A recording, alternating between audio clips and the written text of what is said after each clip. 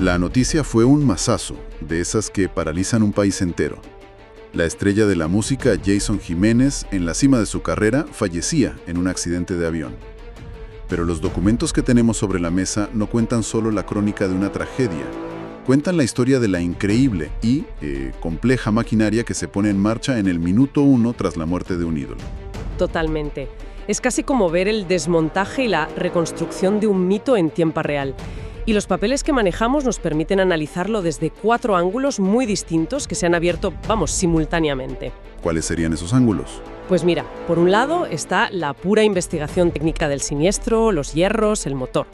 Por otro, la construcción inmediata del legado, del homenaje. Luego está el destino de un imperio empresarial que muy pocos conocían. Y, como no, la guerra que ya ha estallado en los juzgados por la herencia. Es que es eso, una guerra en toda regla. La misión de hoy es entender cómo se gestiona, se protege y se lucha por un legado multimillonario en las primeras semanas, justo cuando el eco de los aplausos aún no se ha apagado. Y para entender la batalla, hay que empezar por el origen de todo, el accidente. Los informes preliminarios sobre el siniestro en el aeródromo de Paipa, en Colombia, son, para helarte la sangre. Lo que me impactó al leerlos es que no se trata de una única causa, sino de una tormenta perfecta. Totalmente. Los investigadores barajan varias hipótesis, pero hay una que resuena en todos los testimonios. El motor, ¿verdad? El fallo del motor izquierdo. Varios testigos, gente del campo que estaba cerca, declararon haber oído un sonido seco, metálico, un petardeo, como lo describen, justo en la maniobra de despegue. Vaya. Eso, en aviación, es la peor señal posible. Sugiere un fallo catastrófico del motor en el momento más crítico del vuelo. Y a eso le sumas el escenario. Paipa es un aeropuerto de alta montaña, a más de 2.500 metros de altitud. Claro. El aire allí es menos denso, lo que significa que tanto las alas como los motores rinden menos. Los documentos meteorológicos de ese día, además, registraron fuertes ráfagas de viento cruzado. O sea que lo tenían todo en contra. Un piloto me explicó una vez que despegar así es como intentar subir una cuesta helada con un coche que ya sabes que tiene un problema en una rueda. Exacto. Y queda el tercer factor, el del peso. Se está auditando la carga de la avioneta. Pensemos que no viajaba solo él. Era un equipo de gira con material de sonido, luces, equipaje personal. Cada kilo de más a esa altitud es un lastre terrible para los motores. Terrible. La clave, sin embargo, está en la caja negra, el grabador de voz de la cabina. Que, por lo que he leído, se ha recuperado casi de milagro porque el aparato estaba calcinado. Sí. Si los técnicos consiguen extraer el audio, esas últimas palabras del piloto nos dirán si hubo tiempo para declarar una emergencia, si fueron conscientes del fallo. Saber qué se dijo en esa cabina lo cambia todo. Y es fascinante y un poco sobrecogedor ver cómo, mientras los investigadores recogen piezas en el lugar del accidente, a cientos de kilómetros, en Bogotá, la maquinaria del espectáculo ya se ha puesto en marcha. Para hacer justo lo contrario. Exacto, no para desmontar, sino para construir el mito. La tragedia como un acelerador de la leyenda. El concierto invicto por siempre es el mejor ejemplo. Es que es increíble la velocidad. Lo que iba a ser un concierto más de su gira se ha reconvertido, en cuestión de días, en el mayor homenaje musical de la década en Colombia. El 31 de enero, en el estadio El Campín. Y el cartel es de primera línea. Jesse Uribe, Paola Jara, Silvestre Dangond, todos han confirmado. Pero en los documentos de la productora se menciona una idea que va más allá de un simple concierto de tributo.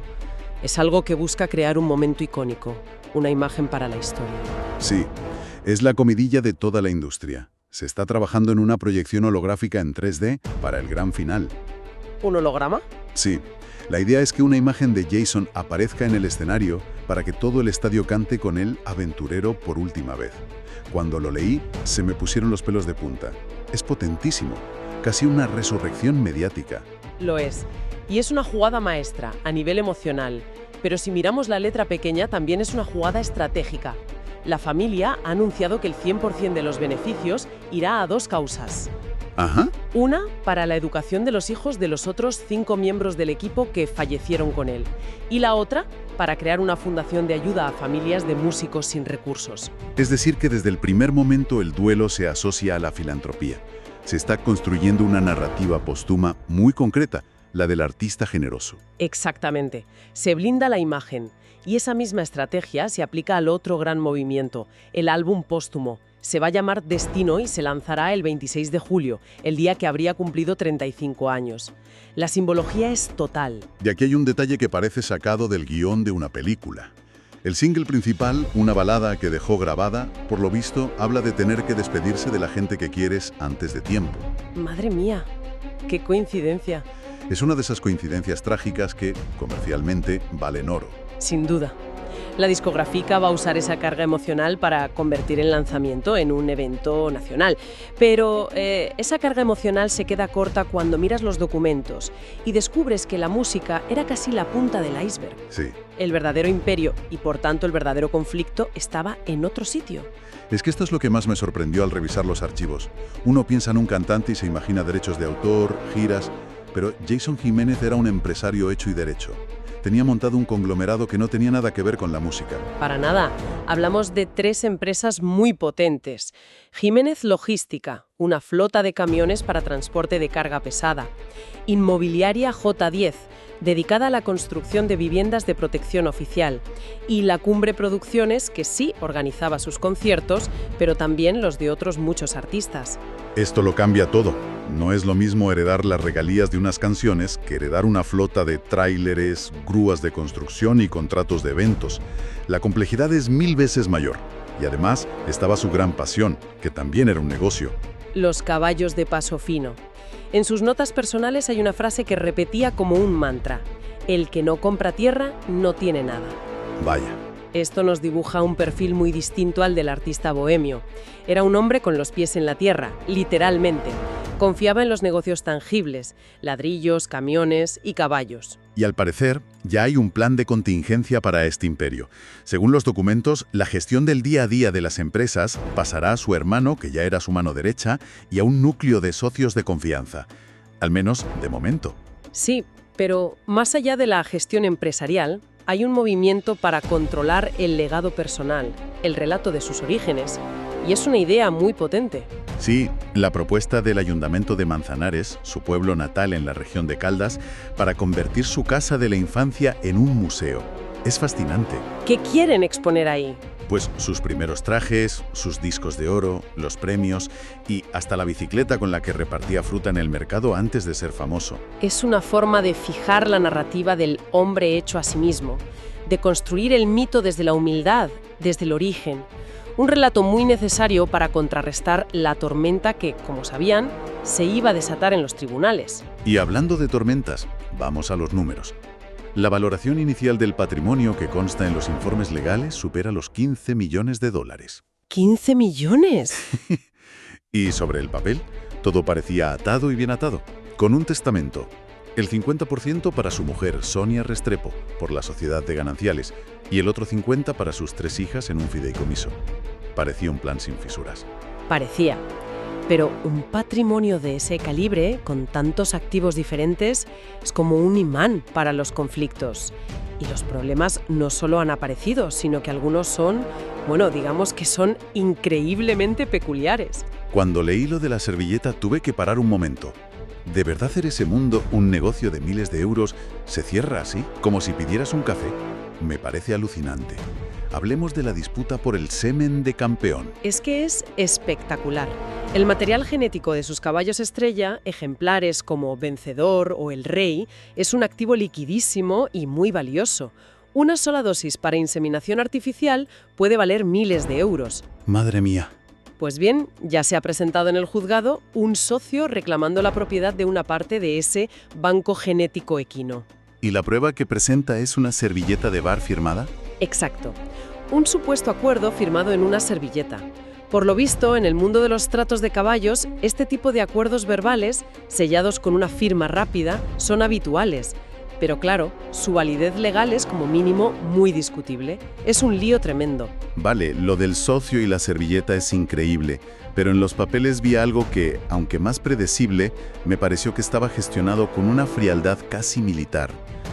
Las demandas de paternidad. Totalmente. Porque sabían que era inevitable. En cuanto fallece una figura así, aparecen reclamaciones de este tipo. Lo que es extraordinario es la anticipación de la familia. Aquí es donde entra la jugada maestra que demuestran los documentos. Antes del entierro, autorizaron al Instituto de Medicina Legal a tomar y conservar muestras de ADN del artista. Es que es un movimiento de ajedrez brillante. Lo que nos dice esto, más allá del caso concreto, es que la gestión de un legado así hoy en día empieza incluso antes del entierro. Hay que ser un estratega. Exacto. Hay que pensar como un estratega para proteger a la familia no solo del dolor, sino del circo mediático que sabes que va a venir. Con esta decisión, evitan una futura y traumática exhumación del cuerpo. Cualquier demanda se resolverá con una prueba de laboratorio. Punto. Y mientras, dentro de la propia familia, los documentos también reflejan tensiones. Una lucha de poder por la empresa de logística entre el hermano que la dirigía y la viuda, que ahora hereda el control. Y en medio de esa tensión, la viuda, Sonia Restrepo, hace otro movimiento estratégico impecable. Anuncia la creación de la Fundación Con el Corazón. Es una jugada impecable, como dices, pero siendo cínicos un momento, ¿no es también una forma muy astuta de limpiar la imagen justo cuando sabes que se avecina una guerra sucia por el dinero? Por supuesto que lo es. Es una maniobra de relaciones públicas y a la vez una estrategia legal. Anuncia que la fundación se financiará con el 15% de los royalties del nuevo álbum. Al destinar ese dinero a una fundación, lo saca del patrimonio hereditario. Lo blinda. Lo pone fuera del alcance De acreedores, de socios con servilletas y de las posibles demandas de filiación. Es una jugada redonda. Y todo esto que eran rumores, tensiones y movimientos estratégicos ya ha aterrizado donde tenía que aterrizar. Según la consulta en los registros del Poder Judicial de Colombia, a fecha de 22 de enero de 2026, la guerra ya es oficial.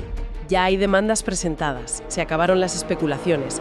Ahora hablamos de procedimientos judiciales en marcha.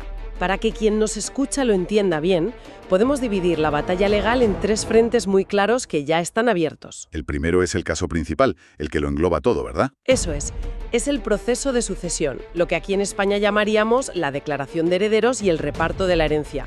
Está en un juzgado de familia de Bogotá. Y me imagino que no será un proceso fácil. Pues no. Idealmente, la familia querría que fuera de mutuo acuerdo, rápido y discreto. Pero con la aparición de todos estos nuevos demandantes, todo apunta a que se convertirá en un proceso contencioso, una batalla judicial que podría durar años. El segundo frente es el de la paternidad, que ha pasado de rumor a demanda formal. Sí, un despacho de abogados de Manizales ya ha interpuesto una demanda de filiación. Y aquí viene lo importante. Han solicitado una medida cautelar para que el juez ordene congelar el 25% de todos los derechos de autor que paga Sony Music.